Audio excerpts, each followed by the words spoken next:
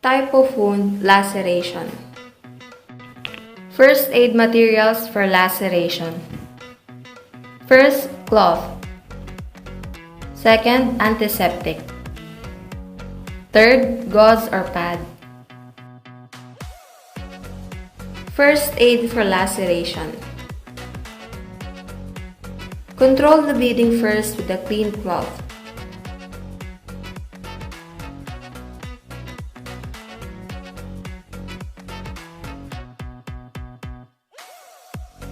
Then, elevate the wounded part.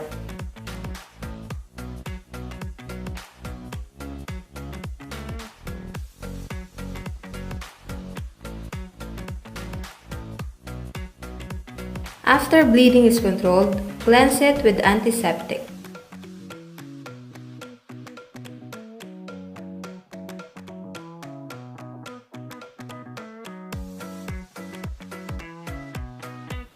And then cover it with a clean cloth or bandage.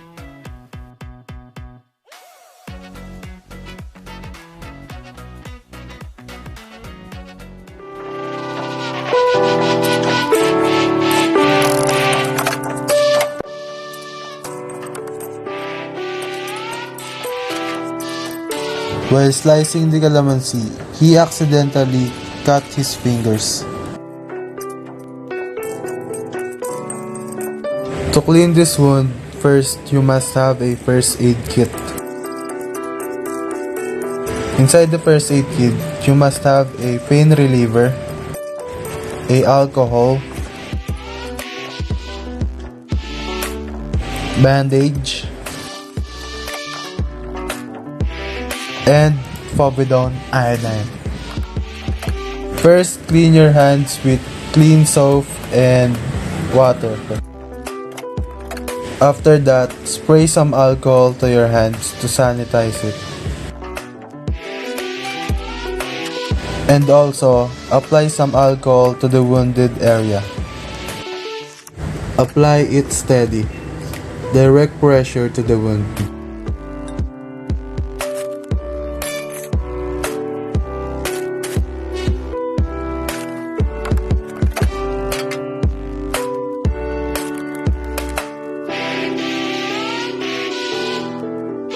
And now apply the bandages. If blood soaks through, apply another covering over the first one. Don't take the first one off. Have the injured person lie down. If possible, elevate the injured area.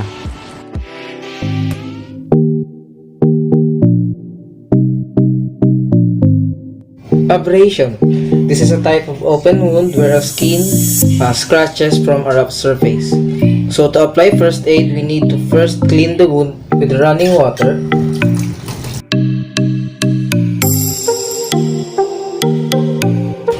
And soap. Gently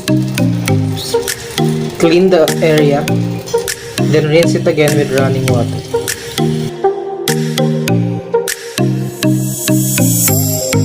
After cleansing with water and soap, we will need cotton, antiseptic, bandage, or band-aid. So the next step is apply antiseptic on the wounded area using cotton and your antiseptic. Make sure to apply antiseptic on all the areas that are wounded. After that, you can use a band-aid or bandage to cover the wounded area.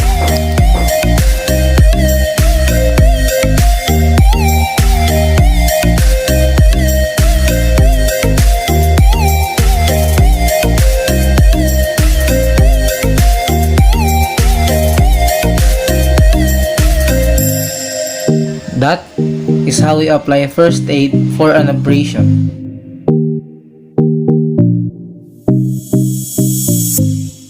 Puncture wound. The act of piercing or penetrating with pointed object like nails, sticks, and wires. The materials or equipment that will be used in first aid procedures are: first is the sterilized water and tweezers, and lastly is the gauze pad that will cover from your puncture wound.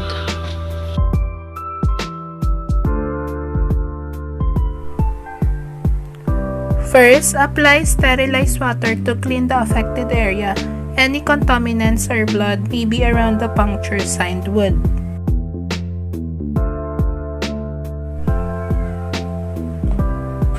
Next is trying to reveal where the puncture actually has taken place. Once the area cleansed, you should to increase a little bit of bleeding. Next, a pair of tweezers can gently squeeze the skin and encourage to help flush the puncture wound of any dirt or bacteria. Clean again the remaining blood and medical tape or wrap the area or the dressing some type of cloth or gauze pad. Avulsion wound. Good day everyone, I am Abigail Castillo from the House of Samson. I am here to discuss about avulsion. First, what is avulsion? Avulsion is type of open wound. It is a serious soft tissue injury. It happens when portion of skin and sometimes other soft tissue is particular or completely torn away. Here is the types of open wound or avulsion. First, large avulsion wound. Second is small avulsion wound. This is the materials that we are going to use for first aid. First is water and soap, a gloves. I'm going to use a bandage. If you don't have bandage, you can use clean cloth. This is the step-by-step procedure for first aid. This is for small wound. Wash the wound with water and soap. Pat it dry with a clean towel. If you have antibiotic ointment, apply it. You don't need to cover the wound. For the large wound with bleedings, control bleeding by applying direct pressure on the wound until bleeding stops. You need to evaluate the injured area.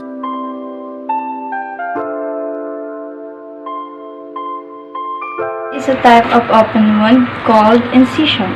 The material are clean cloth, cotton, and betadine. Control the bleeding first with a clean cloth and elevate the wounded part. After bleeding is controlled, clean it with antiseptic and dress it with a clean cloth or bandage.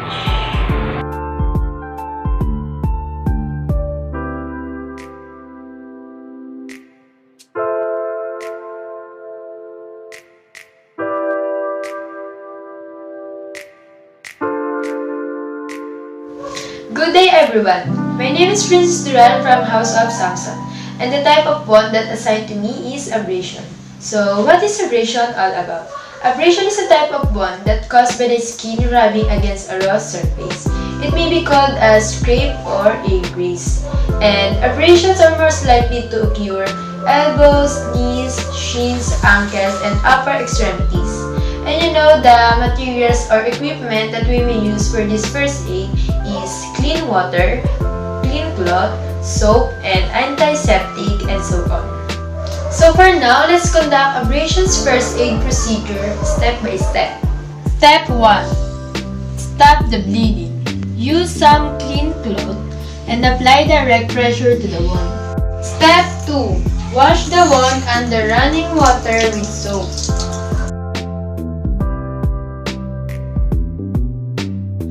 Step 3. Clean it. We may use an antiseptic cleaning solution to clean the wound. Step 4. Dress it up. Dress the wound every day to make sure that it stays clean and uninfected.